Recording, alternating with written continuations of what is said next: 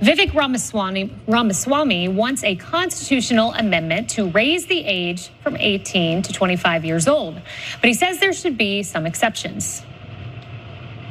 We want to restore civic duty in the mindset of the next generation of Americans. And how we want to do it is to say that if you want to vote as an 18-year-old between the ages of 18 and 25, you need to either do your civic duty through service to the country. That's 6 months of service in either military service or in a first responder, including police, fire, or otherwise. Or else you have to pass the same civics test that an immigrant has to pass in order to become a naturalized citizen who can vote in this country. At age 25, that falls away. Why? I don't know, because he's not saying why he has decided that 25 should be the age. Who the hell knows? I mean, we can sort of fill in the blanks there because it would conveniently stop young people from voting, and they don't want young people to vote because young people don't like them. That's probably what it is. I don't know, maybe he was just watching Starship Trooper and he liked the idea that service guarantees citizenship. Maybe he liked that, I don't know. I would like to know more. Exactly. Look, the idea that this is going to encourage civic whatever, well, we can't have 23-year-olds voting. They can't pass the same test as anyone else. Okay, let me turn that around to you. Why should 61-year-olds be able to vote without doing that then? Why are you assuming that some random person falling asleep to Sean Hannity knows anything more than about America's civic tradition as a 23-year-old?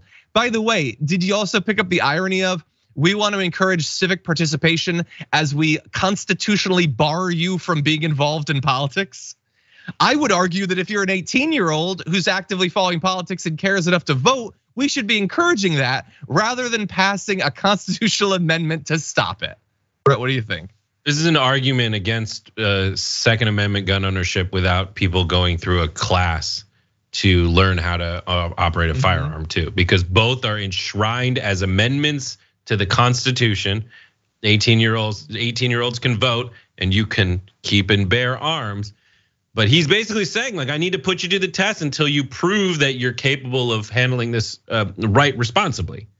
Yeah. So that is a door opener, and I don't think he wants that door opened at all. And it's so clear what they're doing because they do it all the time, and they just don't want young people to vote. I would argue that younger people are closer to school when you learn this stuff, and older people they forget it. The same way when I asked them to help me with my geometry homework, they never were able to help about that either. By the way, I think your example is even stronger than it might seem, because while both of those rights are enshrined in the Constitution, the voting one is very specific about the age that you should be able to do it. The other one's vague. It's been interpreted that you should be able to buy a handgun at 18 or whatever, but it says you can vote at 18. By the way, I apologize if it seemed like I was saying that 61 is falling asleep watching Sean Hannity. That was a different example that I was giving. Although in my case, I actively fall asleep at the age I'm at right now to every episode of Top Chef I watch. So, it's different for each person. My point being that it makes no sense to apply to the by the way, it makes counter sense to say that the younger people should have to do the tests. The younger people are the ones that just got their education. Other people, it's been decades since they actively learned anything, unless they're watching documentaries or something. I think we should give a pass to the 18-year-olds. They're still actively taking classes. Anyway, This is all very obvious. They don't want young people to vote, and they're getting really embarrassing in the way that they try to bar it. It's not gonna happen anyway.